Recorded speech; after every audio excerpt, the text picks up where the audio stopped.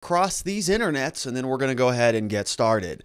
We always have to wait a minute or two for things to get alive and well. Usually YouTube is the platform that gives us a little bit of trouble, but looks like we're, oh wow, hey, that happened fast today. We're alive and well, so let's get started. Hello, my friends, and welcome back to yet another episode of Watching the Watchers Live. My name is Robert Gruler. I am a criminal defense attorney here at the R&R Law Group in the always beautiful and sunny Scottsdale, Arizona, where my team and I, over the course of many years, have represented thousands of good people facing criminal charges. And throughout our time in practice, we have seen a lot of problems with our justice system. I'm talking about misconduct involving the police. We have prosecutors behaving poorly. We have judges not particularly interested in a little thing called justice. And it all starts with the politicians, the people at the top, the ones who write the rules and pass the laws that they expect you and I to follow, but sometimes have a little bit of difficulty doing so themselves. And so that's why we started this show called Watching the Watchers, so that together with your help, we can shine that big, beautiful spotlight of accountability and transparency back down upon our very system with the hope of finding justice. We're grateful that you are here and with us today. Going to be the last show of the week, unfortunately. Just so you know, I'm going to be out of the office tomorrow and Friday, so we're not going to be doing a show, but we'll be back here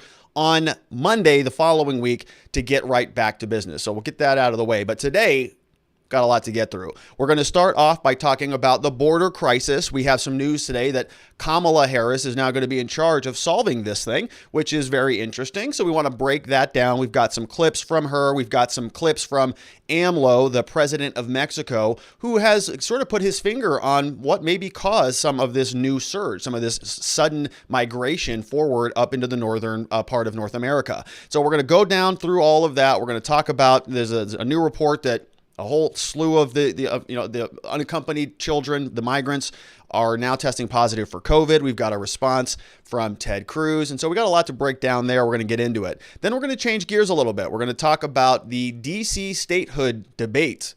Big movement right now. A lot of the Democrats throughout the country, they want Washington, D.C. to be admitted as a state.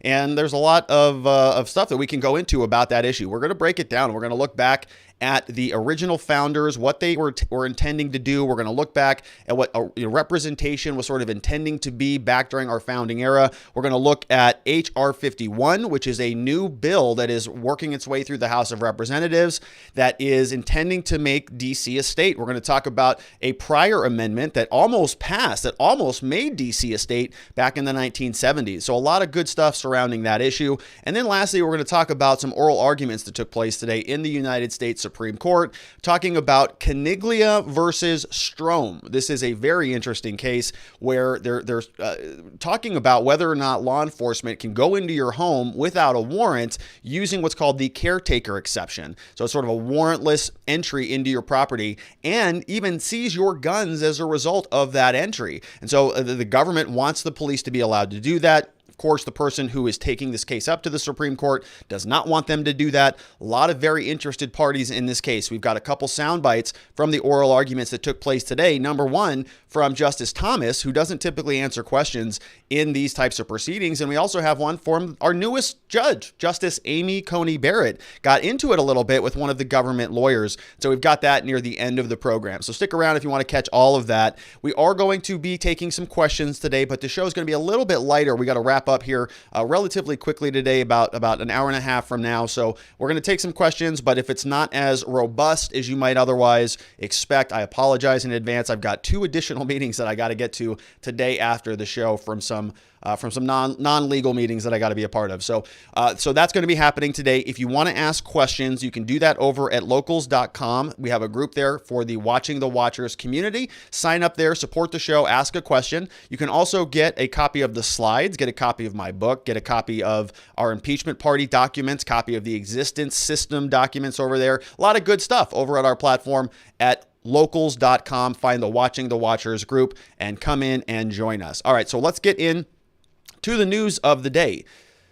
Kamala Harris is going to be helping the Biden administration solve this border crisis. Been waiting a long time for this crisis to be solved. A lot of people have made an attempt to do that. A lot of people, a lot of senators, a lot of Congress people, a lot of presidents. Everybody's been trying to solve this for a very long time. And now Kamala Harris is going to be able to go and help us figure all of this out. We learned today that she is going to be appointed sort of delegated the responsibility for solving the border crisis.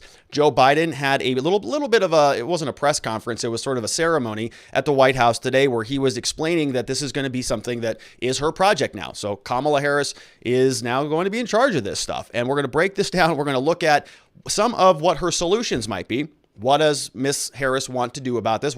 How is she going to solve this problem? What is her take on this? Because we learned, I think about a week ago, there was a headline that she wasn't even up to speed on this issue. She was sort of boarding an airplane. Somebody said, hey, what's your thoughts on the border? And she said, well, I haven't been briefed on it yet. As soon as I get on the plane, I'm going to be briefed on it. And that was a week ago. And so the border crisis, the problem was already well underway at that time. Many people are asking themselves, wait a minute, if she wasn't briefed on this, if she wasn't up to speed on this a week ago, why is she the person who's going to be solving this now?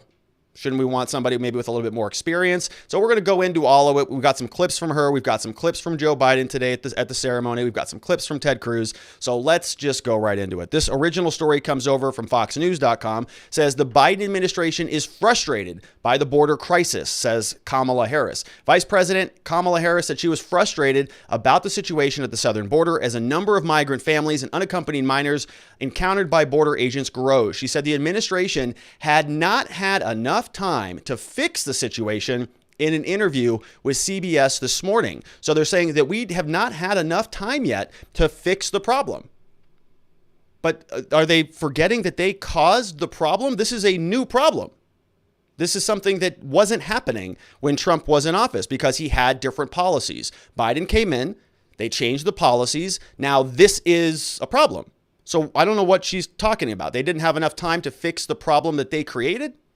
Because you're going to see this theme now percolating out that Donald Trump is somehow responsible for this crisis at the border, when that was kind of the centerpiece of his entire campaign. Build a wall, didn't get the funding for that, got some of it done. Most people are disappointed about that, the pro-wall people. So that was sort of ineffective, but a lot of the other policy changes were pretty severe on limiting immigration into this country. Didn't see much of a problem. We've also seen this fleshed out on this show where we explained that there was an immigrant who was trying to come into the United States, interviewed by some news person who said, yeah, basically the reason that we're here is because Joe Biden is in office. I'm going to show you a clip here shortly hereafter where the president from Mexico, he goes by the name AMLO, he's out there saying that, no, these are incentives created by the Biden administration because of the expectations, he says, that they set.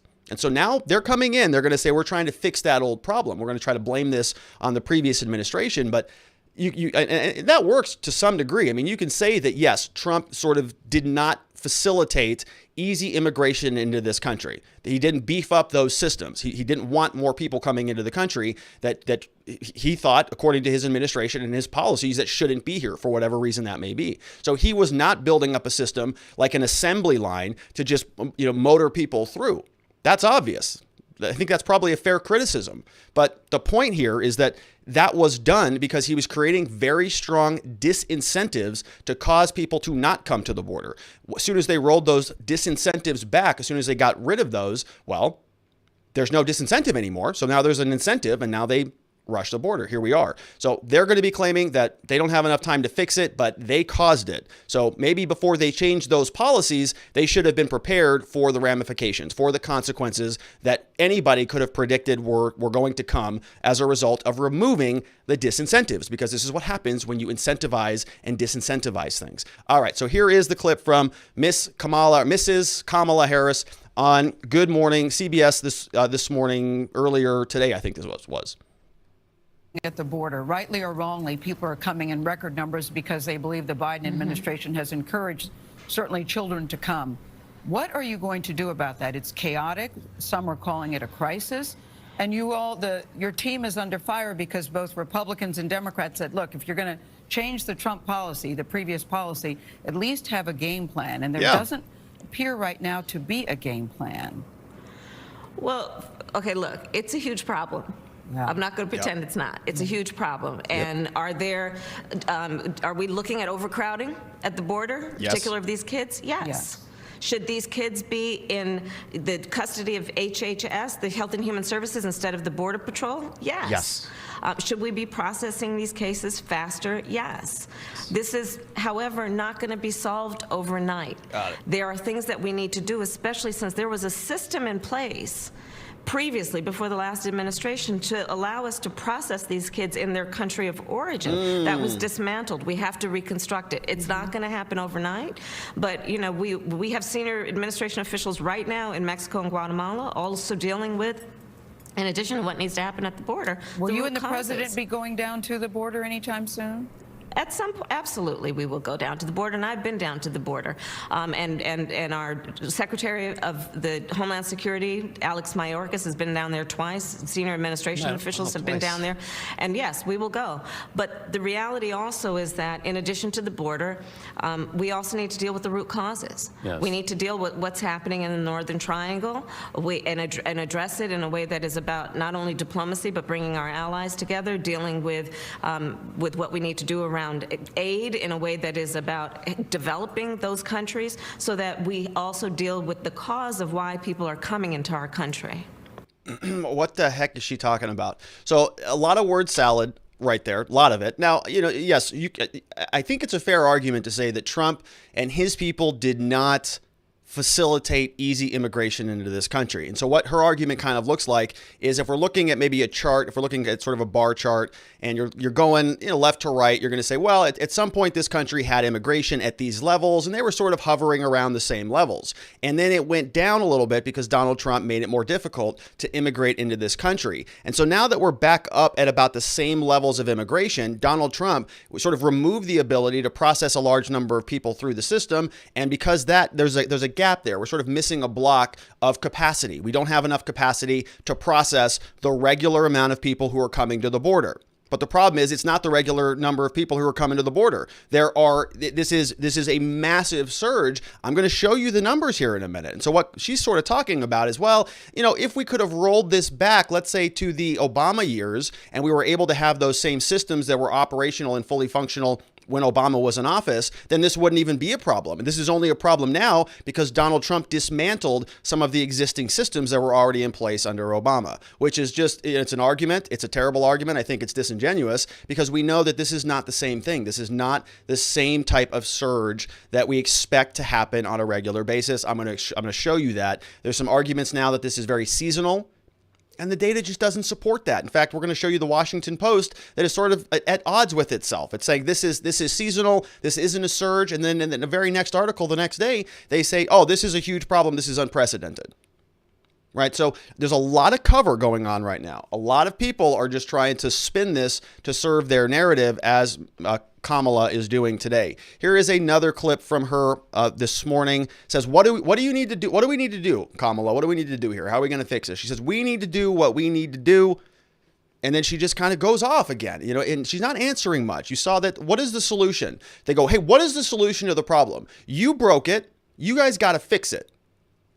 And she says, well, we got to focus on our allies. We got to focus on the triangle. We got to focus on, the root cause of this thing and building up those other countries with foreign aid or whatever. Hey, what about the 6,000 people, the 5,000 people who are coming across the border every day looking for shelter and for some humanitarian receipt by our government? You guys encouraged them to come here. You changed the policies that led to the incentives to come to this country. And now you got to deal with it, right? You broke it. You got to pay for it. You got to fix this problem. And she's sort of, spiraling off into some very esoteric concepts about, well, foreign aid. All right. So you're going to give Brazil, more money, and they're going to stop the immigration into this country? Is that the solution? Really? I mean, you're going to pay people to stay home? What is the answer here? Is that a serious proposal?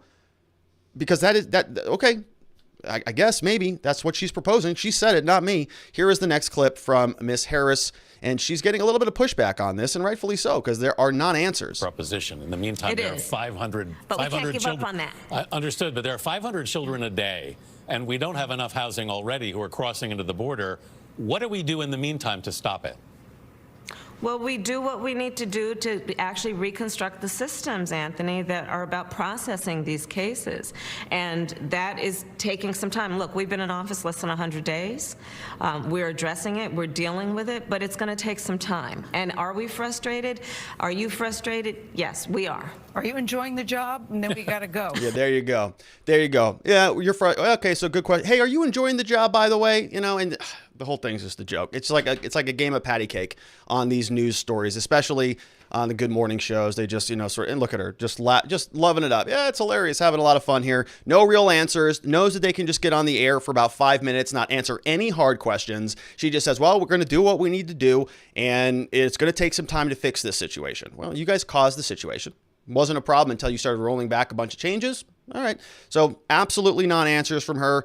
My faith that she's going to be able to solve this problem is a little bit wavering. Let's just go ahead and leave it at that. So the Washington Post today is trying to do some cleanup now. They're trying to say that the surge at the southern border is not actually real. It's not even a thing. Here's this article posted.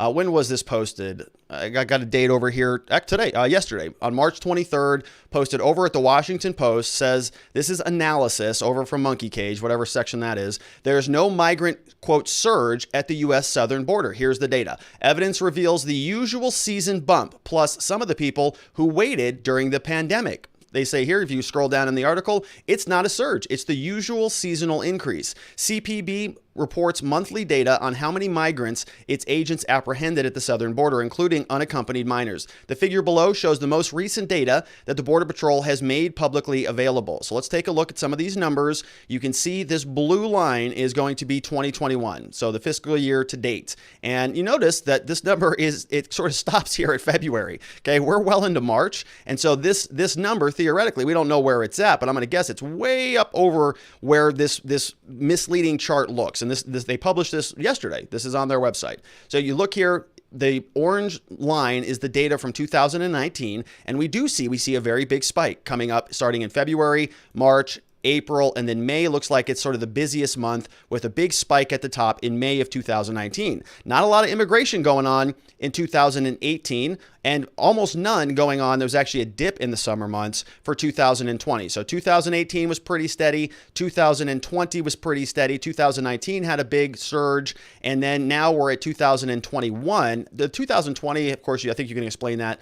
2020, you can explain from the pandemic, of course, but in 2019, pretty big numbers. 2018 was a dip for some reason, and now we're looking back up. And so we're missing sort of this chunk of data right here from all of the March numbers. What does this number look like? But still, the Washington Post tells us there is no surge. There's literally no surge at the border. It's just a seasonal increase.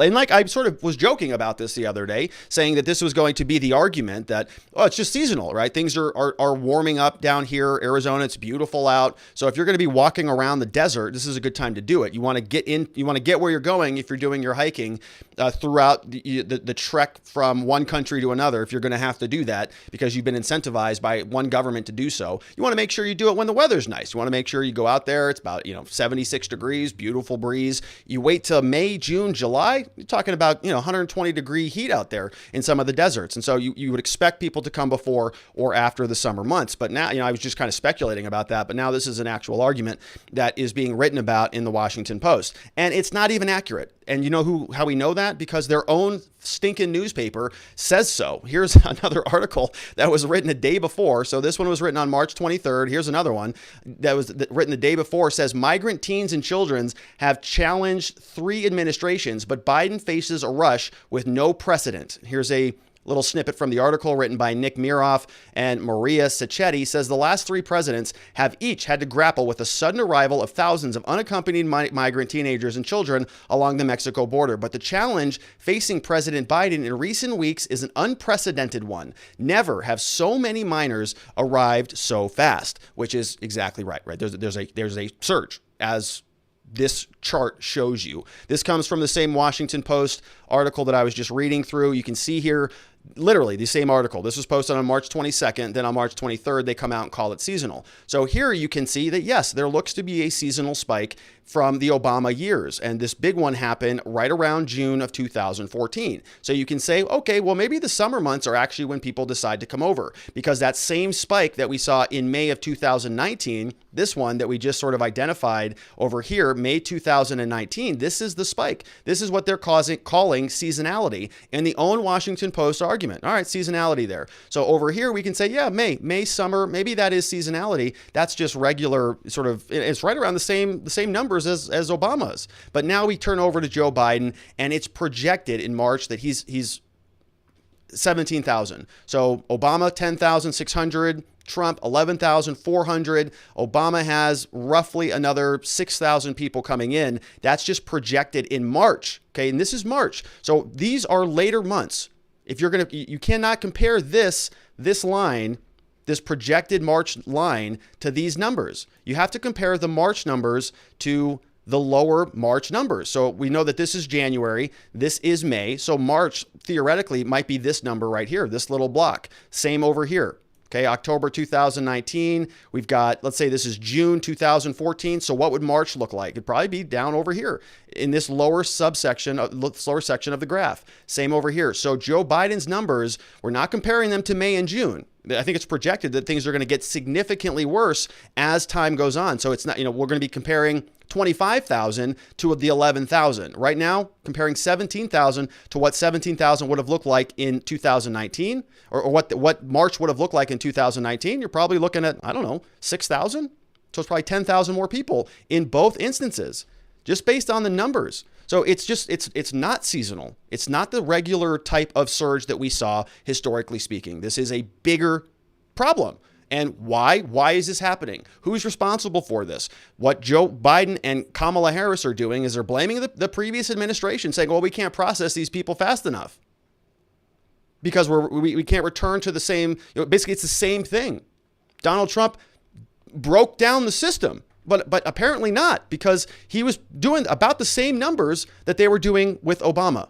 Unaccompanied minors taken into the U.S.-Mexico border by month. And they were saying that the previous administration had a great system and Donald Trump didn't. Donald Trump dismantled it. But look, it's the same exact chart, basically. I mean, this looks like a copy and paste. You have a big spike here in the summer months, big dip after the summer months, dips again, starts back up in the new year. So you see that same pattern, dips, big spike in the summer, another dip, and working its way back up. So Trump, by the numbers, obviously was able to process the same number of unaccompanied minors as the previous administration. In fact, did more of them. 11,400 in 2019, 10,620 for Obama in one of his months. Right? So, right, almost exactly the same pace. So it's a baloney argument. It's totally fictional. They're just trying to pass the buck over to the Trump administration. They know that they've caused this massive problem. And if there's any doubt about it, well, we can just look to our southern neighbor. We can look to the Mexican president. What does he have to say about this? And I don't know if I clipped the translation on this, but here he is. I think this is in Spanish. Let's see. Se crearon expectativas acerca de que con el gobierno del presidente Biden, the government of President Biden, a haber un mejor trato a los migrantes. Y esto pues ha originado el que migrantes centroamericanos y también de nuestro país quieran cruzar la frontera, pensando de que es más fácil hacerlo. Yes.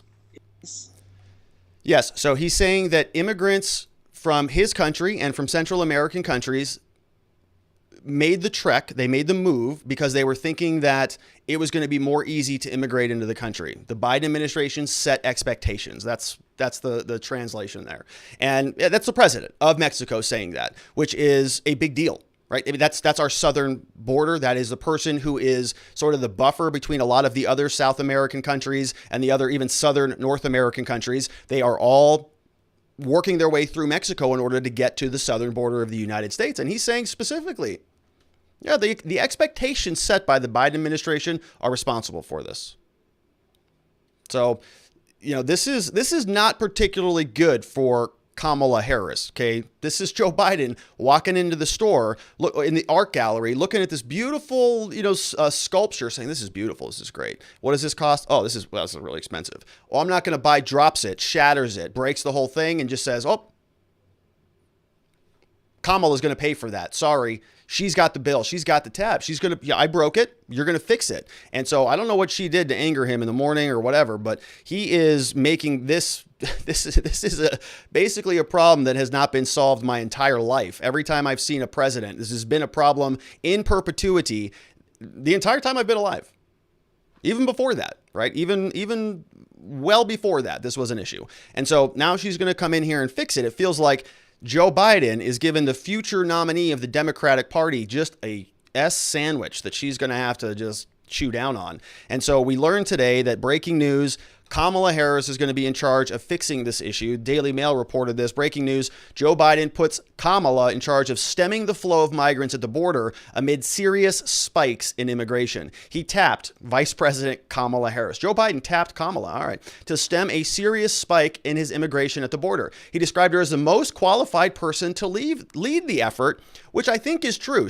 Remember, she used to be a prosecutor in California. She also used to be the attorney general out there. Very, very tough on crime. During her tenure, she had these truancy programs, and she was sort of using people who are incarcerated for labor, almost like slave labor. And so she's very familiar with a lot of these concepts, with putting people in cages, with keeping people incarcerated, making sure that they can't leave, and those type. She's got a good skill set for that. And so I kind of agree with Joe. If we're going to be housing people in government facilities, if we're going to be holding them in federal custody, she is qualified for that. She's got a ton of experience. And so hats off on to Joe Biden for tapping Kamala Harris. He described her as, he asked Harris to lead efforts with Mexico and the Northern Triangle, and asked the countries are going to need help in stemming migration. So they're going to go and they're going to basically ask them to help us stop illegal immigration, even though our own policies are incentivizing it. All right, so that's nice. President announced his decision on Wednesday in a meeting with the Health and Human Services Secretary Xavier Becerra, Department of Homeland Security Alejandro Mayorkas, who we heard from yesterday. He described her as the most qualified person to lead the effort, pointing out her work as the State Attorney General of California. It's the first time he has put his vice president in charge of a specific issue, and this is not a good issue for her.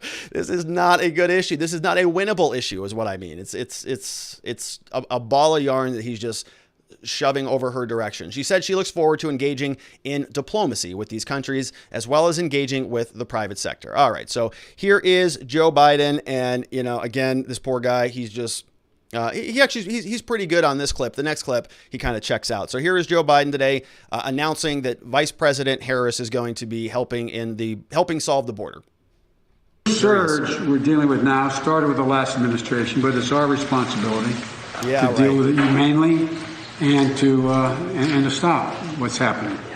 And so this increase has been consequential, but the vice president's agreed, among the multiple other things that have happened in the meeting, and I appreciate it, agreed to lead our diplomatic effort and work with those nations to accept the returnees and enhance migration enforcement at their borders. We're already talking with Mexico about that. She's already done that. We're going to be dealing with a full team now that we have to be able to deal with the problem here at home, but also to deal with it now in terms of in country. And I can think of nobody who's better qualified to do this than this is a woman who ran the second largest Attorney General's office in America after the United States Attorney General in the state of California, and has done a great deal upholding human rights, but also fighting organized crime in the process. So it's not her full responsibility and job, but she's leading the effort, because I think the best thing to do is to put someone who, when he or she speaks, they don't have to wonder about, is that where the president is? When she speaks for me. Doesn't have to check with me. She knows what she's doing, and I hope we can move this along. So, Madam Vice President, thank you. I gave you a tough job, and you're smiling, but there's no one better capable of trying to organize this. Well, thank you, Mr. President, and for having. Okay, so that's it, folks. So she's in charge, and in fact, she doesn't even have to check with Joe Biden. Did you hear him say that? She's the right person for the job. When she speaks for me. She doesn't even have to check with me. Whatever she wants to do, she's basically running the show anyways. I have no idea where I am right now, but we know that this is a problem, and so we're going to work to fix it. We have a whole team now, even though we probably should have had a team, back on Inauguration Day, back on January 20th, when you signed all those executive orders. Maybe it would have been a good idea if you have such good experience and such good judgment. If you're somebody who's been in office for 400 years, you should be pretty experienced with how some of this stuff works, but he obviously is not. So now he's just they're sort of bootstrapping this thing, going, darn it, we changed all these policies. Nobody had the foresight to recognize that maybe this was going to cause a lot of incentives for people to come to this country. So now they're just going to sort of erect a bunch of stuff all over the place. We saw that they're building a new facility in Donna, Texas yesterday, covered that story. And so Kamala Harris is going to be the person who's going to solve the problem. All right. So he's not wrong. She's got a lot of experience putting people in camps in federal custody. So she will be qualified for that. Now, as soon as Joe finished here, then he sort of turned it over to somebody else. And then just watch as he sort of stares off into the camera, just kind of, what the hell is going on here? So he goes, as soon as he's done reading his little statement, he goes, what are we doing next? They throw the press right out of the room, and he just kind of stares off into the sunset. Here's Joe. So thank you, Mr. President, for your confidence. Well, Thank you. thank you for willing to do it. Now we're going to get down to business here, and Ron, who am I turning this over to? Thank you very much, Mr. President. I think it's time for the press, our friends in the press to leave now. Thank you. Thanks, guys. Mr. President, how are you going to take a border for the children in the border facility? Are you going to visit the border? Mr. President, Thank you very much. Thank you. Thank you very much. Thanks, guys. Thank you. Thank you.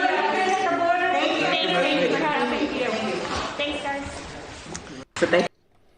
All right, so that's Joe Biden. All right, so he puts her in charge. Here's what we've got, why it matters. Just as President Obama tasked Biden with fixing the U.S. economy after he assumed office in 2009, Biden put his own vice president in charge of a problem threatening to overshadow the new administration's own successful launch. Harris will lead efforts with Mexico, Guatemala, Honduras, El Salvador, and to manage the flow of unaccompanied children and migrant families arriving at the border in numbers not seen since a surge in 2019. So the Washington Post is full of baloney. It's not seasonal. Starting today, the Northern Triangle nations in Mexico will know that there was one senior official dedicated to this effort. To be very clear, this is an important task, said somebody on a conference call. What they're saying, Biden said during the transition, whatever the most urgent need, he would turn to the vice president, one of the three officials briefing reporters, and today he is turning to the vice president. The first goal will be stemming the flow of illegal migrants. So are they going to revert back to the policies that created those disincentives, or maybe not? In a broader context, she's going to work on establishing strategic partnerships with Central American countries based on respect and shared values, another official said. Well, we're going to see how that works out. The work will be conducted with the understanding that these countries are our friends and our neighbors. They are members of our shared community of the Americas and within the Western Hemisphere. And so, the real question is going to be, is any of this going to be productive? I'm going to guess not, because what we've heard thus far out of the administration is they're going to be trying to sort of convince people not to come to the country through Facebook ads, Instagram ads, radio ads, maybe even television ads, just to say, hey, we're actually closed. Even though on our website, if you want to apply for asylum, we list how easy it is. All you have to do is you got to start by being in the United States. We covered that yesterday. Go on the government's own websites, on the Customs and Immigration and Services website. They'll tell you, yeah, just come. Very easy. If you fit in one of these categories, first thing you got to do, step one, you got to be physically located here. So, they may be running ads on Facebook saying that it's not a good idea to come to this country, but their own policies say it sure as hell is. It's a great idea, in fact. Very easy to do it, and we're going to process you if you do decide to come. And you may think that's the right thing to do. You might think that America should have open arms and that our country is very rich and plentiful and that we have the resources to care for the world and every single person out there. You might have a big heart, and I commend you for that. But the reality is, can we do that? Can we really facilitate taking care of every single person who wants to be in this country? I hope one day we don't have to do that. I hope one day that everybody has everything that they need, and I genuinely mean that. But as a matter of self-governance, of running a nation that you don't want to collapse in and on itself, well, you got to have some reasonable immigration policies, I would imagine. And one of those things is not happening right now. We have just a catastrophe down there. We have a humanitarian crisis. A lot of good people who don't deserve to be sitting around in government camps in squalor have been misled by our own government, and now they're going to pay the consequences as our government, as Kamala Harris, just sort of get out there and give non-answers in front of the media. Now, she's in charge of this. I don't know about you, but I don't have much faith that anything is going to get done. We have Tom Homan is saying Biden created the border crisis with a rush to, quote, undo everything Donald Trump did on border security. This came over once again from Fox News. He is the former acting director of Immigration and Customs Enforcement. He's former director of ICE. He weighed in on the crisis at the southern border amid a surge of migrants on Wednesday, blamed the situation on the hurry to undo, quote, everything Trump put into place when it came to border security. He's a Fox News contributor. He made statements on American America's newsroom said that the U.S. officials prepare to ask authorities in Mexico and Guatemala to help stem migrant traffic, citing Jen Psaki's comments on Monday. Hooman said that he would like to remind them that former President Trump had agreements with Guatemala, El Salvador, Honduras, and Mexico that they tore up within 2 weeks. But they're going to blame Trump for it. They also were saying why they would tear up the agreements with other countries that are the source of illegal immigration. An agreement that would help stem the flow of immigration is ridiculous, stressing the administration, quote, put themselves in this crisis because there's such a hurry to undo everything Trump. Yeah, because they wanted to make people feel good. They wanted that win. They wanted that talking point where they could come out to the American people and say, look, it's the first 100 days. Look at all these things we accomplished. Donald Trump was a Hitlerian orange Cheeto that was responsible for putting kids in cages. We're better than that. This is not who we are. This is America. We are better than this, and we can do more, and we deserve to, we have an obligation to help the world. Great. I hope it feels good because now they caused a huge surge of people to come in here and be placed in even worse conditions than anything that Trump could imagine. So hopefully that worked. I hope that little, that 15 minutes of talking point woke feel goodness was worth it because now they're going to have to clean this up. Biden has scrapped a number of Trump's policies, which included having asylum seekers remain in Mexico instead of staying in the U.S. while they wait for their cases to be heard. Hooman noted on Wednesday that tens of thousands of migrants are entering the U.S. in a month. They could include those infected with COVID, criminals, and people carrying drugs. Speaking on Sunday, Homeland Security Director Alejandro Mayorkas said that the number of people looking to enter the U.S. could be the highest in 20 years, but claimed that is because of Trump's actions, not policy changes, which is a total lie. Homan said that officials with Biden administration get on TV every day and lie about the situation, saying it's not a crisis, but if it is a crisis, it's President Trump's fault. Can you believe this? I mean, literally, for 4 years, Trump was beating the drum, just hammering border, and he got stifled every step of the way. Is anybody going to believe this? I don't know. I mean, probably. I think a lot of people on the left are going to just eat this up. Yeah, it's Trump's fault. All right. Well, okay. All right. Well, we'll see if Kamala can come in here and fix this. Here's Ted Cruz doing the Ted Cruz thing that he does here today. 4 years we heard Democrats going on and on about kids in cages. Well, Joe Biden desperately does not want you to see the Biden cages. And his solution is to say no cameras, no TV cameras, no media. Yeah, and so the solution here is they know the situation's very bad, but they don't want you to see it. So not only do you have more kids in cages, but you also have no transparency, almost zero accountability, bunch of empty promises. You put a figurehead in charge of going out there and answering the questions. Any condemnation of Kamala Harris is going to be met with sexism charges, racism charges, xenophobia charges, and the list goes on and on and on. And so we'll see what she does. I'm hopeful that she solves this problem because I'm not happy to see the images that we saw down there. And they have been the ones incentivizing the people to come. And in addition to the horrendous situation, there are already hundreds of migrant kids with COVID-19 tests. So nearly 2,900 unaccompanied minors tested positive for COVID-19. So the same people who are screaming at the top of their lungs that everybody needs to have a mask and lockdown and social distancing, the same people who wanted to wreck the American economy are suddenly just kind of looking the other direction in many ways. Going, oh, well, it's not really a crisis, Jen Psaki. It's not really that big of a deal. It's a challenge. We're trying to figure this thing out and we're going to work on it. And it's the other administration's fault. Okay. So just a bunch of children up there running the whole system and pointing their fingers at other people. Now we've got another 3,000 people coming into this country with COVID. Of the unaccompanied children in shelters, only 3% are currently in isolation after testing positive after they've arrived, according to the latest statistics obtained by Axios. 7.4% of the tests are given to unaccompanied minor. They turn out to be positive. There were 2,800 lab confirmed tests for unaccompanied children. 2,500 have recovered and moved out of medical isolation. 319 unaccompanied children in medical isolation. Minors are only legally supposed to be held for a maximum of 72 hours at the border stations, but due to backlogs and the HHS systems of shelters, thousands have recently been held longer than that. So just a slow motion disaster happening right in front of our eyes. A couple questions over from locals.com/watching the watchers says, let's accept the Washington Post's premise. This comes from Tremendous that there isn't a surge. Wouldn't that make it even more shameful that we can't handle the number of people that are coming in? Yeah, that's right. So they lose kind of however way you want to frame this. And this is a great point. Okay, so let's blame the previous administration. But these are, they didn't have this problem. You came in, you changed a bunch of policies. Now there's this problem. Who's responsible for that? News Now Wyoming says, when he says it started in the last administration, was it not a problem the entirety of his 49 years in government?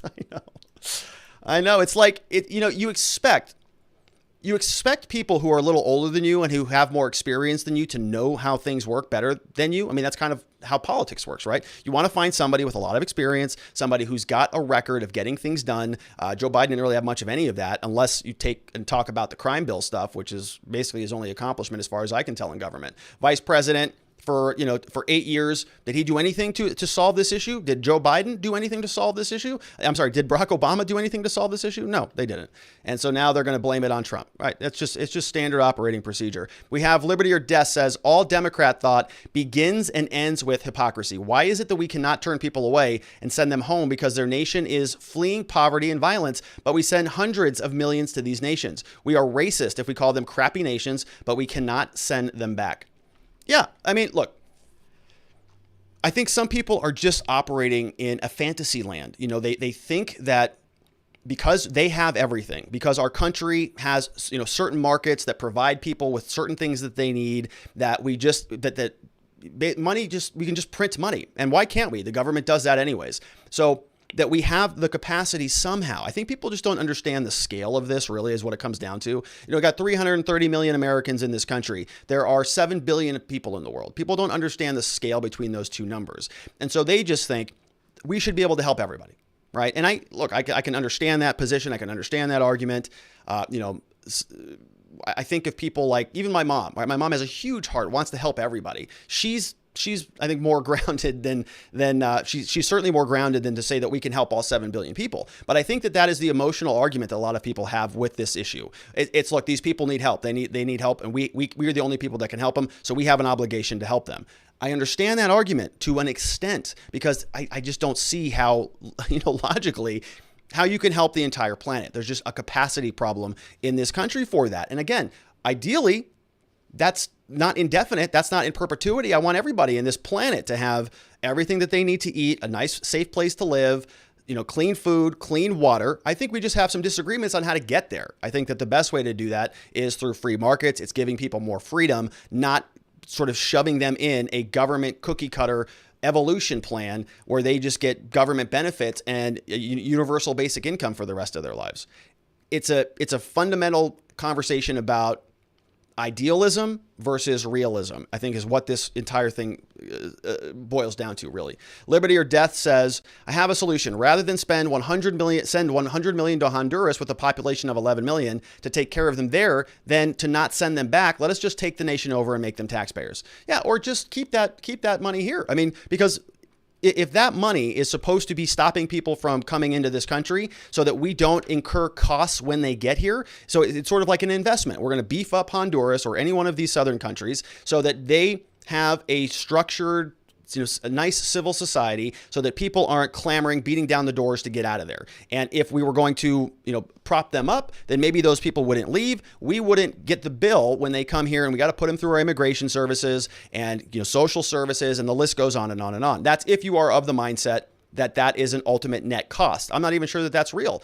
I think people that might come to this country might be a net benefit under some calculations, but that's up for debate. But the point here is if we're going to be sending that money, and the countries that we're sending the money to are supposed to be doing something to stem the flow of illegal immigration into this country so that we save that on the back end, that is turning our dollar into a return on investment. We give them 100 million, they save us 200 million in social services and other costs and expenses that would be happening in the United States. But if we're giving them that money and we're not seeing the ROI on that, then what the hell are we giving them the money for? Why don't we just take that 100 million and use that to pay down the costs and the expenses that we have from the people who are applying for asylum? It costs them nothing to do that, right? The government pays for all of that. That's a lot of resources and a lot of expenses. And maybe it's time to rethink that. But that's not going to happen because Kamala wants to send all this stuff over to people to prop them up even more. All right. So that's it for that segment. Let's change gears. Thanks for those great questions. Again, those questions come over from watchingthewatchers.locals.com. All right. So next up, Washington, D.C., the central hub of power in this country, they want even more of it. They're moving for statehood now, meaning Washington, D.C., as we know, it's a federal district. It's the District of Columbia, where the seat of our government is. We have the Congress there, the Senate, the House of Representatives, the judge, the judiciary, the Supreme Court. Most of our government is there, including the White House. Most of the executive branch is there. If you've ever been to D.C., it's a beautiful little town, but it is very powerful. A lot of people there.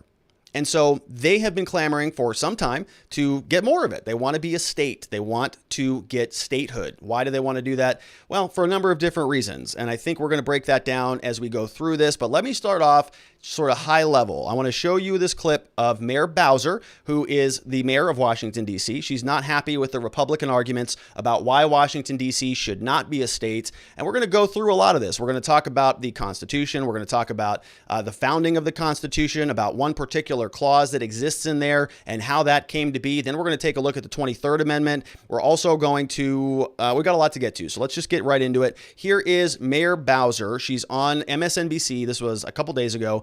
And she's having a conversation about how dumb the Republicans are. They have all of these objections about why Washington, D.C. should not be a state. And she's saying those are just really dumb arguments. They don't even make any sense. And here's why. And then we're going to break down and sort of respond to her argument. So here she is on MSNBC. Their arguments they're stupid, and they show that they have run out of, and we have debunked all of the arguments they used to use against us. It's not constitutional. Well, H.R. 51 makes clear we're still going to have a federal district. We're too small. We're bigger than 2 states and almost as big as 7. We can't govern ourselves, and we have one of the best run jurisdictions, great economy, and economy's coming back of all the jurisdictions in the nation. So we're very proud of what we can do. So they're left with their simple partisan arguments that I argued yesterday were rooted in the history of race. And it is a demonstration that people have long been concerned about the black political power that we've developed in Washington, D.C. All right. So your arguments are stupid and they're racist. Got it. So that's pretty much the nuts and bolts of that argument. She does reference H.R. 51. We're going to talk about that. But let's go to the Constitution. Let's go to the rules. What is this? What does our founding document say about statehood and how this stuff works? We can go right to Article 1, Section 8, Clause 17 says that Congress shall have the power to exercise exclusive legislation in all cases whatsoever over such district not exceeding 10 miles square as may by session of particular states in the acceptance of Congress become a seat of the government of the United States, and to exercise like authority over all places purchased by consent of the legislature of the state in which the same shall be for the erection of forts, magazines, arsenals, dockyards, and other needful buildings. So this is a very, very difficult clause to sort of break down. But essentially what it's saying is that it's creating this, it's called the enclave clause. It's a federal seat of government, and it's something that is specifically carved out, and there are some pretty clear rules on how this stuff works. And so let's go through and look at the history of this. Why did this come about? Why did our founders specifically put that in there? Seems kind of weird. Why do we have a federal district that has some government? I mean, they thought this through. They just didn't sort of, slap Washington, D.C. on a map and say, well, we're just going to put everybody there. A lot of forethought went into this. Let's break it down. Seat of the government. So during the Constitutional Convention, the convention was moved to provide for the it was moved, meaning somebody asked, move, like filed a motion. They moved for the creation of a site in which to locate the capital of the nation. So they actually brought this up. Where's the capital of the nation going to be? They say it needs to be completely removed from the control of any state because of the humiliation suffered by the Continental Congress on June 21st, 1783. 80 soldiers, unpaid and weary, marched on the Congress that was sitting in Philadelphia, physically threatened and verbally abused the members, and caused the Congress to flee the city when neither municipal nor state authorities would take action to protect the members. So the states didn't protect the Congress, so they said, screw that then. We're going to create our own federal district, and we're going to house ourselves there. Madison noted, quote, the indispensable necessity of complete authority at the seat of government carries its own evidence with it. Without it, not only the public authority might be insulted and its proceedings interrupted with impunity, but a dependence on the members of the general government on the state comprehending the seat of government for protection in the exercise of their duty might bring on national counsel and imputation of awe or influence equally dishonorable to the government and dissatisfactory to the other members of the Confederacy. So what Madison is saying is, yes, we need a strong national seat for the government, because if the national government is sort of subservient to the state governments, if the national government is relying on, as we saw that happened in 1783, if they're relying on Philadelphia or the state of Pennsylvania to protect them, well, we see how that doesn't work. And that might happen again today. So they said, all right, look, if we're going to have this powerful central government, we got to have a place to hold it. And so they're going to be seating it in Washington, D.C. The actual site was then selected by compromise, Northerners accepting the southern favorite site in the Potomac, in return for the southern support for Northern aspiration, assumption of Revolutionary War debts by the national government. So they all just sort of met together. They established a circuit court, provided for the appointment of judicial and law enforcement officials. They divided it into two counties, Washington and Alexandria. Local laws of the two states said that they should continue in effect. And so there was some additional conversation here. Let's go on to the 23rd Amendment. So this all took place back in 1783 when they were having this conversation. So they, the Congress sort of got insulted. They modified things, created this national seat of government, and then there was also consideration, or there seems to have been no consideration given at the convention or in the ratifying conventions about the question of the governance of the district. There was an effort by constitutional amendment to confer voting representation in the House and the Senate, and that failed of ratification. So let's talk about the 23rd Amendment first. Then we're going to talk about the prior attempt. So there's been multiple attempts to get Washington, D.C. into statehood status-ish. And the 23rd Amendment gave them the ability to vote in presidential elections. So let's take a look at this one. 23rd Amendment of the United States extends the right to vote in presidential elections to citizens residing in D.C. It grants the district electors in the Electoral College as though it were a state, though the district can never have more electors than the least populous state. And so right now those are Wyoming and I think Vermont and Alaska. I think those are 3. So they can't have more than 3. So DC gets 3. 23rd Amendment was proposed by the 86th Congress on June 1960, was ratified on 1961. So DC can vote in presidential elections. Each state receives, so this tells you about how these are calculated. The way that electoral votes are calculated, it's the number of senators plus the number of representatives. And so, for Alaska, they have 2 senators and 1 elected representative, so they get 3 votes. First presidential election in which DC participated was in 1964.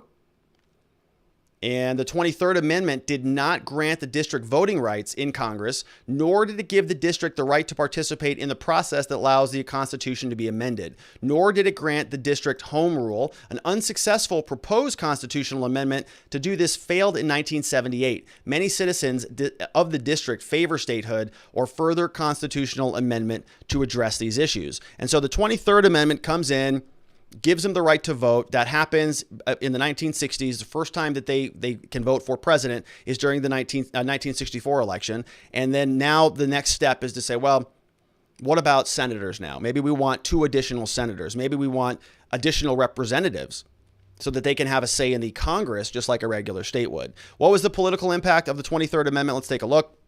While perceived as politically neutral and somewhat liberal leaning at the time of passage in 61, the district swung dramatically toward the Democratic Party in the years after passage. African Americans voted in greater numbers. 71% of the federal district was black, a dramatic jump. In line with black voters' strong support for Democrats, the district has sent its 3 electoral votes to the Democratic candidate in every single presidential election since 1964, including the 1984 landslide re-election of President Reagan, where only D.C. and Minnesota voted for Mondale. The electoral votes have never been proven decisive. The smallest victory was in Jimmy Carter's 57-vote win in 1976. So unaddressed are the 23rd Amendment issues were congressional representation. Congress approved that. Let's see what else we have. The campaign. All right, so we know what the effects of this are. and I think this really sort of answers the question about why they are so gung-ho about getting this passed, and it's because they'll have more representation in Congress. Right now, the Senate is split, right? It's 50-50. They have the tiebreaker in Kamala Harris, who is the 51st vote. So the Democrats are in control of the Senate, but if they get a state now, well, they just add 2 senators to that list. It's pretty good. Good way to make sure that you secure power, especially when never have they ever voted for a Republican. Never. Not ever. Not one time. So it's kind of I think a solidification of their force in the country. And the alternative opinion on that is, okay, so what? They deserve representation, right? They are citizens too. Why don't they get a special say? You can split. You can make arguments for and against that. And so we heard from Mayor Bowser, and she was referencing this bill, the H.R. 51 Washington, D.C. Admission Act. We can see that this was just introduced into the House, has not been passed the Senate or passed the House yet. Here's a summary of the bill. It says, this bill provides for admission into the United States, the state of Washington, Douglas Commonwealth, composed of most of the territory of D.C. Commonwealth shall be admitted on equal footing to other states. Mayor of D.C. shall issue a proclamation for the first elections of 2 senators and 1 representative of the Commonwealth. The bill applies to district laws, the Commonwealth, and pending judicial proceedings. It's going to be a distinct territory with specified exclusions for federal buildings and monuments, including the principal federal monuments, White House, Capitol Building, and so on. They may not impose taxes on federal property. D.C. is going to be excluded. The district territory excluded from the Commonwealth shall be known as the capital and shall be the seat of the federal government. So what they're trying to do is comply with that clause 17 under Article 1, saying the seat of federal government. So they can't disturb that because the Constitution says so. So they're trying to modify this and get this passed. Looks like they're probably going to try to get this passed without a constitutional amendment. The bill maintains the federal government's authority over the military lands. The bill provides for expedited consideration, a joint resolution, repealing the 23rd Amendment, which provides for the appointment of electors. And this is interesting because I had a question about how that would interface with the 23rd Amendment. If they were granted statehood, then they wouldn't need the 23rd Amendment to grant them electoral votes to vote for president. But if they're a state, they won't need that anymore, but it would conflict with that. So they would have to repeal that simultaneously, which is what this bill intends to do. And so they want to repeal a constitutional amendment. So I think they would have to get this through on a constitutional amendment. Establishes the State Transition Commission, certain federal responsibilities, blah, blah, blah. All right, so that's where that is. Now, this was attempted previously. So if you look back here, HJ Resolution 554 back on in the 95th Congress, 1977 to 1978, you can see here that the latest action was on September 6, 1978. Having been passed by 2/3 in each chamber, this proposed amendment to the Constitution was sent to the states for ratification. It was ratified by 16 states, but expired in 1985 without receiving ratification of the required 38 states. So they couldn't do it. This was a joint resolution to amend the Constitution to provide for representation for D.C. So this has been attempted before, and it's not gone anywhere. Right. All right. So here's DC statehood amendment. What's needed? You got to have 2/3 of the House of Representatives in the Senate for a constitutional amendment. Then you got to have 3/4 of the states to ratify that. And that's where that last bill failed. It passed 2/3 of the House and the Senate, but 2/3 of the states didn't ratify it. They would get 2 senators and they would get 1 representatives, and they would almost certainly be Democrats, as we have seen from the voting history in D.C., which is why you can see why Democrats are so gung-ho about getting this in play. Now, I have a little bit of an alternative solution on this thing, and I like this idea in theory, and I'm sure there's a million reasons why this idea is would not work, but I like it in theory, and I want to just share it with you. I think it's kind of a fun idea to experiment with. So we're talking about representation in this country. We're talking about certain people not being represented. People in D.C. don't feel like they're represented. People in the regular states may feel like they're not properly represented. And there's a good argument that they're not. And I want to show you how that argument unfolds. So let's take a look. Let's rewind the clock a little bit. Let's go back to 1790, when this country was just in its infancy. What did representation look like? In other words, I'm a citizen in 1790. What does my representation look like? How big of the pie of representation do I get? We know that there's one pie. Can't really make it bigger or smaller because we have a certain number of people in this country. We have a certain government in this country. So we have a ratio between the people who need the representation and the government that represents us. What does that relationship look like? How big of the representation pie do I get? Let's break this down. In 1790, this is what happened under the Constitution. It set the number of representatives at 65. So when the country was first founded, we had 65 representatives. So in the House of Representatives. This comes over from the census.gov website. I have the link to this article in the slides. 1787, 65 representatives until the first enumeration in 1790. The first apportionment based on the 1790 census resulted in 105 members. So the House in 3 years went from 65 to 105 representatives. From 1800 to 1840, the number of representatives was determined by the ratio of the number of persons each was to represent, a fixed ratio, although the way to handle fractional remainders changed. Therefore, it changed as that ratio as well as population grew, and on and on and on. Okay, then they fixed it in 1911. It was fixed at 433. That gave us provisions for Arizona and New Mexico when they became states. Then it got fixed at 435. There was a temporary increase to 437, and it's really remained unchanged since 1911. So it's been 435. So we know that if we rewind the clock, so today in 2021, it is still 435 members. In 1790, we had 105 members. So let's do some math on this as it relates to the population. Okay, so in 1790, how many people were in the country? We know that we had 105 representatives. How many people were there? So what portion of your representative did you get? What portion of the pie was on your plate based on that ratio? So let's take a look at the census from 1790. In 1790, there were 3.9 million people in the country. Now, you can see these numbers kind of get messy because we're talking about slaves and there's the 3/5 rule and there's also, who qualifies as a citizen, who qualifies as a resident, really what is your representation, blah, blah, blah. Not even going to focus on any of that. We're going to say everybody gets representation. So the U.S. resident population, anybody who is residing in the country, we're going to give them all representation. Yes, technically I know that there were slaves that did not get representation and the slave owners got 3/5, got some representation on the backs of the slaves. I get it, but we're just going to give everybody representation the way that it should have been, right? Everybody should have been free, and living in a representative democracy, they all get representation. So we're going to pick that big number, 3.9 million people. Residents, according to the 1790 census, counting everybody. All right, so let's do the ratio. What is the proportion here? In 1790, we can see that we have 3.9 million people. This number here, there were 105 representatives. And so every representative was representing 37,419 people. So it's one representative for every 37,000 people. Well, today, if you look up our population, you're going to see in 2021, we fast forward quite a bit, we have 330 million Americans, residents, let's say, according to the census, according to estimates on the internet. And now we only have 435 representatives. Okay, so it's gone up, but not much. So that ratio looks like now we have one representative for every 758,000 people. So it used to be one person for every 37,000. Now we have one representative for every 758,000.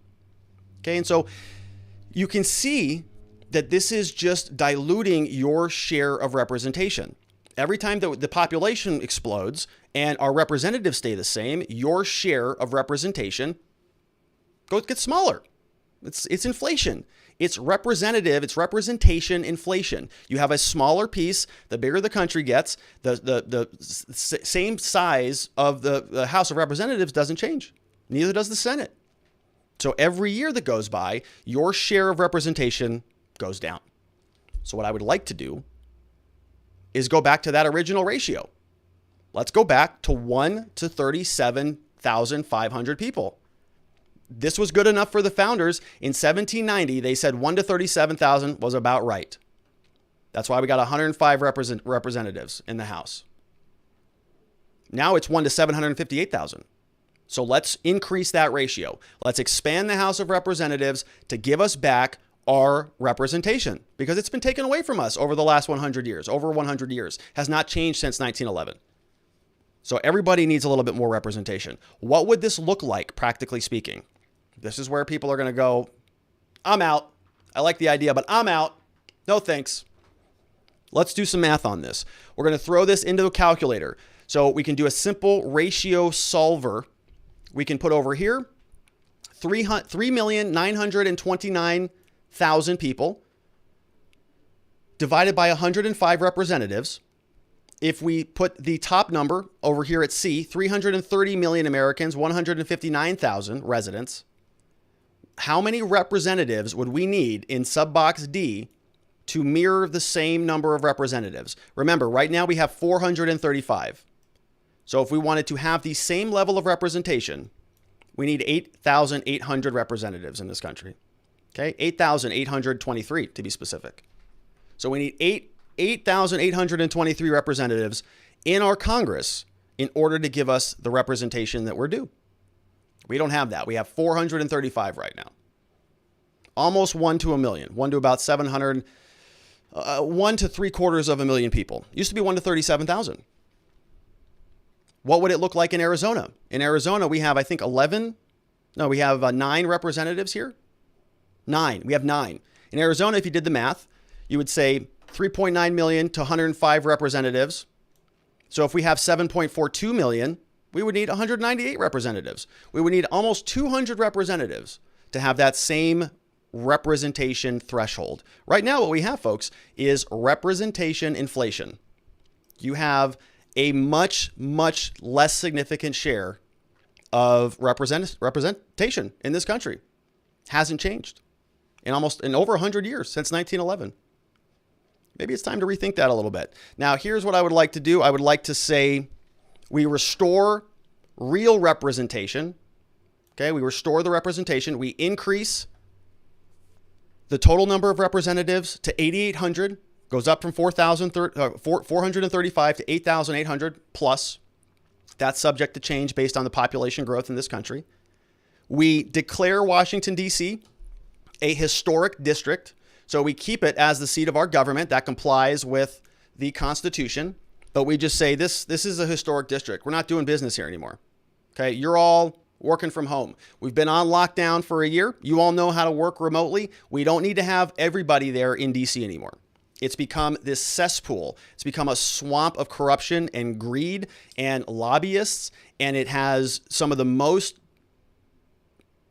awful people in the country there because they're all fighting over power. So we want to declare it a historic district, and we want to decentralize governmental operations. We want to say, no, you don't need to all be there anymore.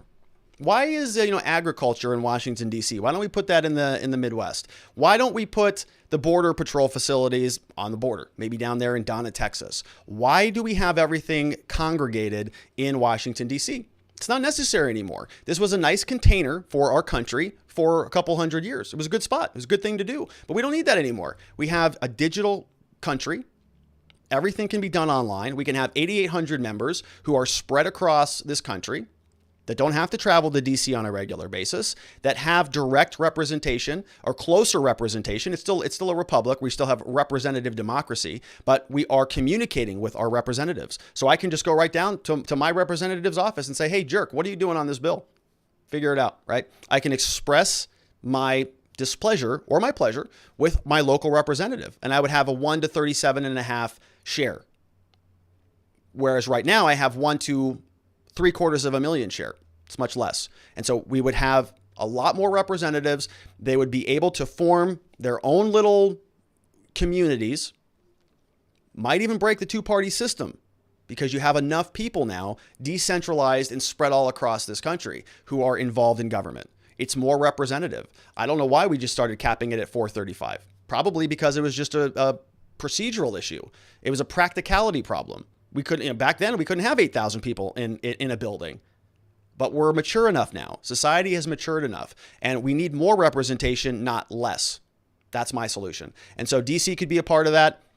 Give them statehood, give them whatever you want, but you just do away with DC in general.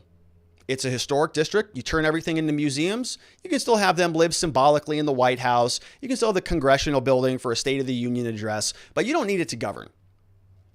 You don't need any of that stuff. You need actual representation. We want a functional republic, not a symbolic one that doesn't get anything done. Just one idea. Thought it was kind of fun. Let's take some questions quickly. Boom Boom for Love says, it's not a conflict of interest to allow statehood when it will be a solid lock for Democrats from here to eternity. I think it is a conflict of interest. They don't care, though. They know that this is how this works. CA Java Bean says, if meaningful representation of citizens is really their interest, will they commit to supporting statehood for rural regions and blue states who similarly feel they are without representation, as those new states would likely lean red? Great question, Java Bean. Actually, it's a great question. I've been thinking about this in the context of California. My understanding is there's a proposal that basically wants to split that up into 3 states, which... yeah, it's more representation. We want more representation. We want more ability to be represented by our governments. And if you sort of took my proposal right now, California is Democrat across the board because they have the hold on those areas, those seats. But if you said, hey, yeah, for California, but you're going to be getting, I don't know. They got a ton of people run the numbers on it. You're going to get another 1,000 representatives. Those people in those red areas, they would get representation. They currently don't have it because there's a tyranny of the majority going on. But you decentralize it, you give people more options, and so they may still not, win. They may not ever have the majority, but they'll have a better voice in Congress, which are currently being gobbled up by the Democrats, by the major population centers. Good question, though. We have Chairman of the Board says, if they are concerned about representation, why not give them back land to Maryland and Virginia and make them residents of those states and leave the minimum amount of land as D.C. is required by the Constitution? Have that be the federal buildings as required to do business. Any homes in that area may be temporary for people in office with a primary residence elsewhere. Yeah, so they're not concerned about representation. They're concerned about political power. That's why they want those additional senators. All right. And our last question on this, again, questions come from locals.com/watchingthewatchers. Jack Alaya says, will representation actually improve at the point where members of the House will no longer be able to communicate and persuade one another due to time constraints concerning their posits? So I think that I'm not real sure that I know the answer to that question. I would imagine that they could communicate and they could, have conversations and have debates in the same way that anybody who's a part of a large organization does. Just because there's a lot of people doesn't mean that you can't communicate. I mean, you still have a process. Everybody gets to sort of weigh in on things. You have debates. You still have the same committees. You just have, sort of multiple layers of that. You flesh out a hierarchy that's much bigger. And part of the feature of this system is that nothing gets done. Yeah, a lot less stuff, I would imagine, gets done, which is great. Because the government's terrible at things. Look what happened with the border. They come in, they're going to do a bunch of stuff. It's a disaster. Government's terrible at solving problems. That's not what it's for. It's terrible at it. So just an idea. Thought it was kind of fun. All right, so that's it for that segment. Let's wrap up the show with our final segment. Going to go a little bit quickly through this one just for time's sake. But we're talking about the Supreme Court. Supreme Court is back in session. We have oral arguments today in a very important case, especially pertaining to criminal law. It is a case it's called Caniglia versus Strom, and it is a groundbreaking case. The Supreme Court just heard oral arguments on it today. We don't know how they're going to rule on this thing, but it's going to have some pretty serious consequences because we're talking about what's called a caretaker exception. And the main issue is whether or not a law enforcement official can go into somebody's residence using this exception as a caretaker, as a community caretaker. Somebody who just saw something bad, was responding to take care of a household or a situation, and whether they can actually seize your guns or anything that's dangerous once they've already made it inside your residence. And so, traditionally, people listen to the Fourth Amendment and they say, well, people have a right to be free from unreasonable searches and seizures in their homes. And that means that you got to go get a warrant. Have you seen that little doormat that says, come back with a warrant? Right? Your home is a sacred place. And the Supreme Court for a long time has recognized it as such. Has said that you need a warrant to go into that person's house. You can't just do it because you feel good. Now, this is a little bit different than some other areas of life where you don't have those same expectations of privacy. We're talking about in your car, which is really where this caretaker exception sort of started. They said, well, people can, if you're driving a car and you look like you might be, falling asleep, a cop can pull you over and they can just say, well, this is part of the caretaker exception. We want to make sure that that person wasn't drinking and driving or falling asleep, or even having a medical emergency. Maybe that person was sick and we were there to help them, get them to a hospital or whatever need be. So that's where it started, but now they're trying to take that vehicle exception and bring it over into your home, where traditionally you need a warrant. You need to go to a judge and provide a probable cause statement, a warrant affidavit. The judge gives them the ability to do that. Or you need what are called exigent circumstances. You may have heard this in movies or TV shows where basically the cops have some urgent justification to get inside your residence. They need some reason to get in there. And when we talk about this in the law, we talk about justifications for the next action. What do the police need to justify the next action? In this case, it's getting inside your home. And there are some pretty big, important guardrails that preclude the police from coming into your home without a warrant or without exigent circumstances. Those are the two main ways that they can get in there. And now what they're trying to do is just open up the door. And we're going to hear about this today. We have Justice Thomas, who almost never asks questions in oral arguments. He had a question today from Caniglia's people. And so I'm going to flesh out this story a little bit. Then we're going to look into some clips from the oral arguments. So the Biden administration, according to this article, this comes over from Forbes.com, says Biden administration urges the Supreme Court to let cops enter homes and seize guns without a warrant. Okay, without a warrant. The U.S. Supreme Court on Wednesday will hear oral arguments. We just heard that today. A case that could have sweeping consequences for policing, due process, and mental health, with the Biden administration and attorneys from 9 states urging the high court to uphold warrantless gun confiscation. But that would ultimately become a major Fourth Amendment case. But what would become ultimately a Fourth Amendment case began with an elderly couple's spat over a coffee mug. So this is who we're talking about. Caniglia is an elderly couple, and they were getting into a fight. In August 2015, 68-year-old Edward Caniglia joked to Kim, wife of 22 years, that he didn't use a certain coffee mug after his brother-in-law had used it because he, quote, might catch a case of dishonesty. So that's a brother-in-law joke, not a good one. That quip quickly spiraled into an hour-long argument. Growing exhausted from the bickering, Edward stormed into his bedroom, grabbed an unloaded handgun, put it on the kitchen table in front of his wife. With a flair for the dramatic, he then asked, why don't you just shoot me and put me out of my misery? Unsurprisingly, the tactic backfired and the two continued to argue. Edward took a drive to cool off, but when he returned, their argument flared up once again. This time, Kim decided to leave the house and spend the night at a motel, so the wife goes away. Next day, Kim phoned home, no answer. Worried, she then called the police in Cranston, Rhode Island, and asked them to perform a well check on her husband and then to escort her home. When they arrived, officers spoke with Edward on the back deck, so he must have let them in. According to the incident report, he, quote, seemed normal and was calm for the most part. He even said he would never commit suicide. So he's just being dramatic. However, none of the officers had asked Edward about any questions about the factors relating to his risk of suicide, risk of violence, or prior misuse of firearms. Edward had no criminal record, no history of violence or self-harm. In fact, one of the officers later admitted he, quote, did not consult any specific psychological or psychiatric criteria or medical professionals for his decisions that day. Still, police were convinced that Edwards could hurt himself and insisted he head to a local hospital for a psychiatric evaluation. After refusing and insisting that his mental health wasn't their business, Edward agreed only after the police falsely promised they wouldn't seize his guns while he was gone. So he ended up going to the mental health facility. Police told him, we're not going to take your guns. Compounding the dishonesty, police then told Kim, the wife, that Edward had consented to the confiscation. So they lied to her. Believing the seizures were approved by her husband, Kim led the officers to the 2 handguns the couple owned, which were then promptly seized. Even though Edward was immediately discharged from the hospital, police only returned the firearms after he filed civil rights lawsuits against him. This happens all the time. Police come in, they take your stuff. They're going to keep it unless you file a lawsuit or unless you hire an attorney to go get that stuff for you. So this guy, fortunately, had enough money and enough resources to be able to fight this case and file a lawsuit. But law enforcement around the country regularly just confiscates stuff that people never get back. Everything. All sorts of stuff. A lot of technology, a lot of firearms, cars, other property. Very, very valuable little racket they've got going on.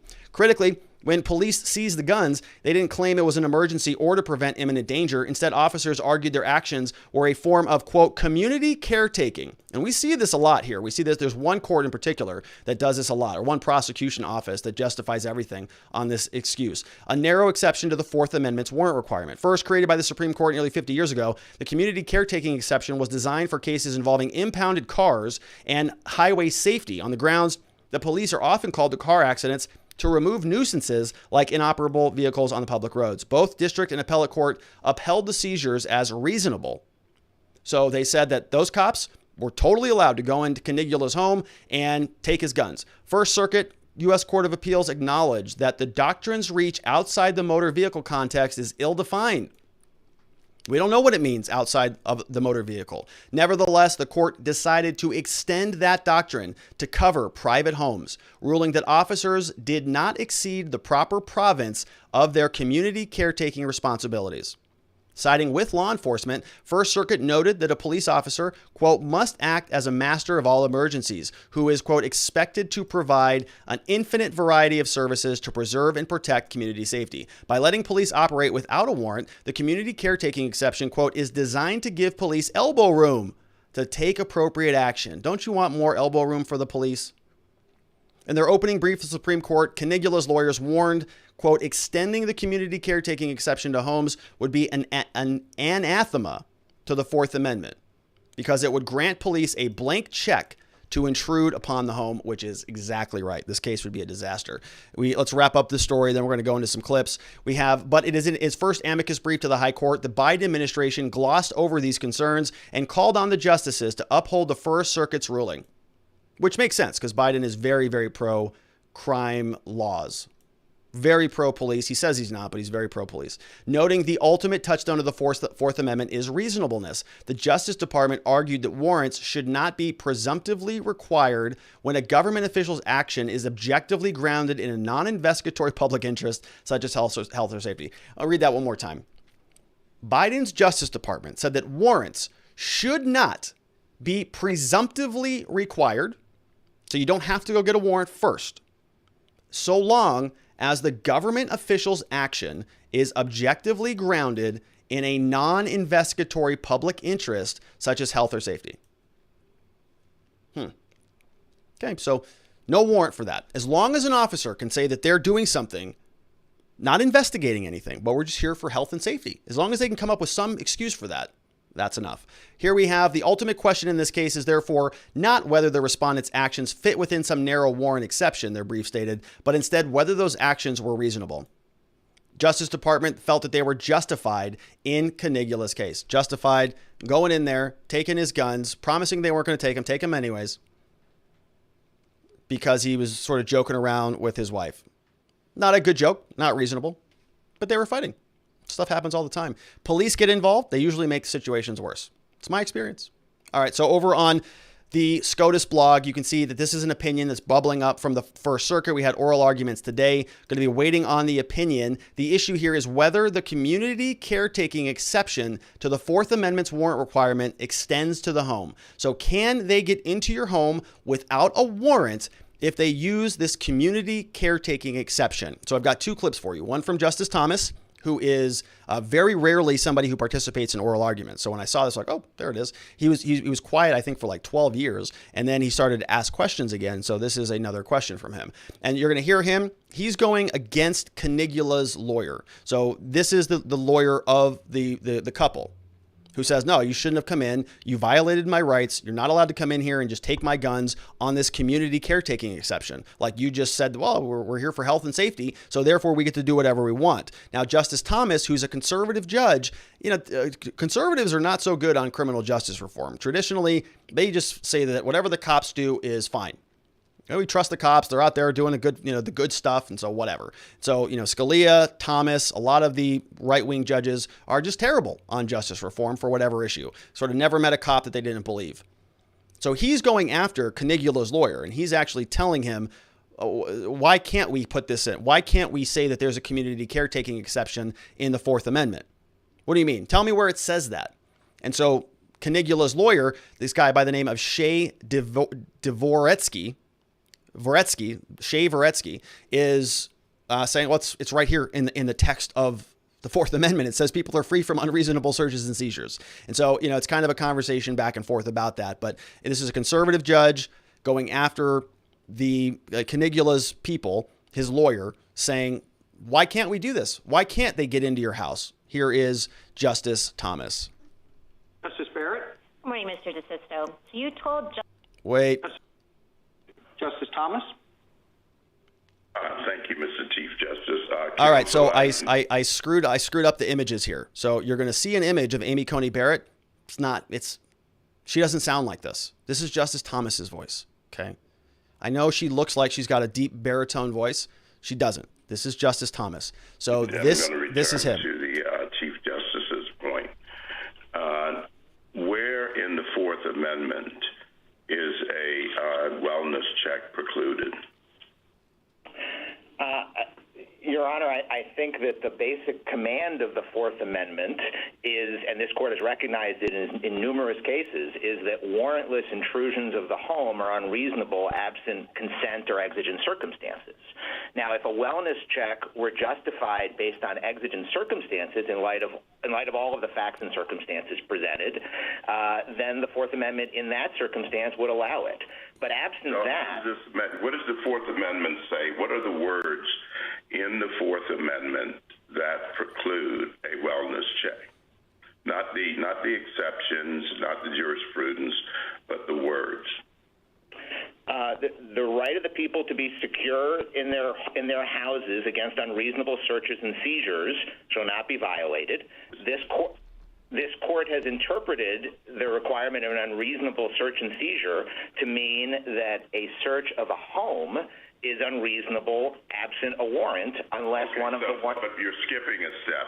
The mere fact, what if a police officer simply comes onto your porch to collect for a local charity? And where would that, how's that different from a wellness check? I think that the police officers are allowed to come onto the porch for a wellness check if all they're doing is knocking on the door to check on you. I think they can't go farther than that, though, if they don't have consent to enter the home and go inside of it. Yes, so he's drawing a line there, and they're trying to find where that line is and what the police can do. If they just come and say, hey, we're in the area, we're looking for somebody, is that illegal? And the defense lawyer is saying, no, it's not. That's fine. They just can't come into the home. Now we're going to hear from Amy Coney Barrett asking a question, and she's going to look a lot like Justice Thomas, but she is not. Okay, we're going to hear a nice, feminine voice, and we're going to look at Justice Thomas, and we're going to say that kind of doesn't match. But it is Amy Coney Barrett. Just take my word on it. She's getting into it with, now this is the government. So she's asking questions of somebody who's on the government side. The government is basically saying, yeah, look, if the police want to do whatever they want to do, they can come on in as long as it fits within that caretaker exception. And so she goes, well, what if they just are walking by and they see you in there with a group of friends and you're not wearing your masks? What can they do? Government guy says they can come right in. They can come and issue citations, whatever they want to do. She does not sound happy about this. Listen to her. She kind of gets off quickly. I think we know how she's going to vote on this case. This is Amy Coney Barrett. Justice Barrett? Good morning, Mr. DeSisto. So you told Justice Gorsuch that your best example at common law of something like this was that for the tort of trespass, if you entered property because of necessity, there was no liability. And is it really the case that, say, I'm a neighbor and I go into Mr. Caniglia's home because, I understand the wife is concerned about the presence of the guns still in the house, and I take the guns and then take them back to my house, that I'm not liable either for trespass or conversion? Well, I didn't say conversion, so that might be a little different. And don't forget, we're talking about a tort action. But I go by the words of the restatement, and under the restatement, But you're not asking just for the entry. You have to justify the seizure as well, and you don't have an example for that at common law. Am I right? That's correct. Okay, let me ask you this: what if the police went into Mr. Caniglia's home and they found a meth lab? I assume that they can take all of that and then he can be prosecuted? He can. That's plain view. Yes. Okay, and then let's talk about how far this exception might go, because obviously there's a lot of concern about it being an umbrella for lots of different things. Let's say that in a town with a high rate of COVID infection, police look through the window and they can see a lot of people gathered together that are not wearing masks. Can they enter? Yes. Yep. But see, I think that gets there may be a criminal or a violation for so many people entering that would allow. No, that wasn't part of my hypothetical. No criminal. It's just that there's no crime. That say that there's a mask ordinance that carries no penalty. People are told to wear masks, that there's no penalty for it. Yes, so there's just a concern about spread. Yeah, I look at the community caretaking test. There's a transient hazard. There's a non-investigatory reason for engaging in that activity going in. They have articulable facts. They've seen it. And it depends on what they do. If they go in and just disperse the crowd, I think that fits within the community caretaking. Okay, thank you. My time's expired. All right, so she's going to be a definite no, this is not allowed, right? We heard from her pretty clearly, not happy about sort of this idea that the police can just drive by, see you inside without masks on, and just come into your home under the community caretaking exception. Wild. Couple questions, got to fly through these quickly. How can we trust, this is from Jack Elias, says, how can we trust mental health determinations when the vast majority of those in the industry are on the left, and therefore any position they don't like, such as being conservative, will be determined by them to be a problematic mental health condition? The Nazis did this kind of thing. The Soviets did this kind of thing. The Chinese do this kind of thing. The left always does this.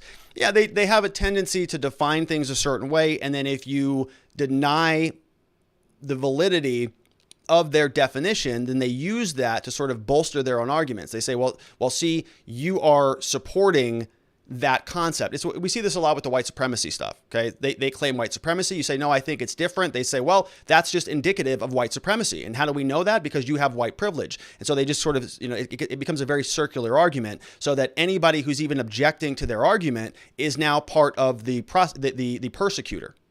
It's very effective. It's pretty brilliant, and they're using it often. We got Ma Fox says, a lot of people on YouTube asking if you'll cover Sidney Powell's defense response to the defamation lawsuit. No reasonable person would believe her claims as factual, I believe was the defense. So I saw that headline. I don't intend to cover it just because YouTube gets a little bit iffy on some of the election stuff. But yes, I mean, I did see that headline where she said that, I think that was in reference to the claim that this all stemmed from some massive conspiracy that involved the Hugo Chavez and a general down there in Venezuela. And I actually agree with her. I am a reasonable person, and I thought that whole thing was ridiculous. And I said that repeatedly on this channel. She had a lot of other good claims in her lawsuits that I thought were very valid, in particular about how the sort of the separation of powers arguments about how a legislature should be in charge of governing the elections. And we saw that there was this blurring of the lines between the government, the governor's office going in and sort of manipulating the rules, the Supreme Courts of the various states manipulating the rules. I think a lot of those claims have merit, and we're actually seeing some of that come to fruition elsewhere around the country. The Supreme Court didn't weigh on that, but we're starting to, a lot of people are responding to this because we have the legislature that's supposed to conduct the elections, but then we have the Secretary of State, like with Brad Raffensperger, who's out there entering into these private settlement agreements between the Democratic Party and the Republicans in a manner that I think usurps the underlying legislature. Now, as to Sidney Powell's defamation claim, I mean, I actually agree with her. The idea that anybody believed that Smartmatic was, or Dominion, or any one of those was sort of originating from a 20-year-old conspiracy where Hugo Chavez created the software that was then bought up, and there's this sort of nefarious shadow cabal organization around the country that was conducting. I never found much credibility in any of the software claims. I thought that this was much more of a constitutional problem, a separation of powers issue, and so I actually think that that's a reasonable defense. And I said that repeatedly. I thought that all of her Kraken stuff, I was curious to see what it would be, but it turned out to be nothing. And when her Kraken came out, and it was that affidavit that was totally redacted, that looked like it was written by nobody has any idea who wrote it. It's not credible. It wasn't credible. The whole thing seemed kind of far out there. And I think that society recognized that. And Trump booted her off the team, and so she sort of went her own way with Lynn Wood, and then Rudy and the others went their own way. So that's about as much as I've got to say on it. Maybe I'll cover it if there's anything interesting in there. I'll take a look at it, but you got to be really careful on YouTube these days. If you talk about anything, about any of these claims around the election, they'll terminate your whole channel, and so I'm not going to risk that, unfortunately. So I'm sure that upsets some people, but that's YouTube's rules. We just got to play by the rules, unfortunately. All right, so I got to get out of here quickly. Want to thank all of the local subscribers, everybody over here. Thank you so much. You know who you are. You're on the board. Very much appreciate all of you. We've got some new people who signed up recently.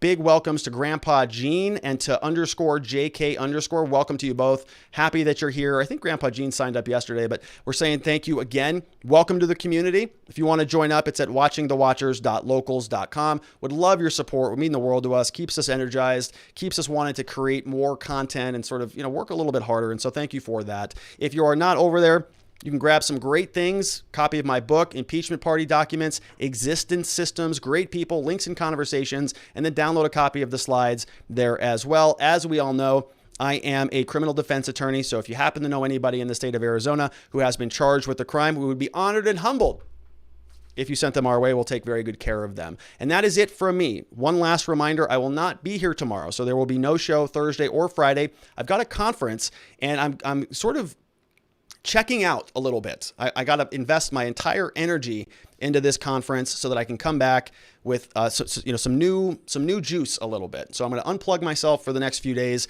This is not a legal conference. This is a sort of a personal development networking conference that has been very valuable in my life. So I'm going to go do that for a few days. If there is good content that comes out, I may try to post some sort of impromptu videos on Locals, so go check that out. A little behind the scenes about what I'm doing. If anything pops up that I think is relevant for our community, then I will go do that. So one final reminder to go check that out, watchingthewatchers.locals.com. So I will not be here tomorrow, will not be here Friday, may post some impromptu videos over the weekend, but I'm trying to unplug. We will be back here, though, on Monday, same place, same time. We're going to have a lot of fun because we're going to have a lot of catch up to do.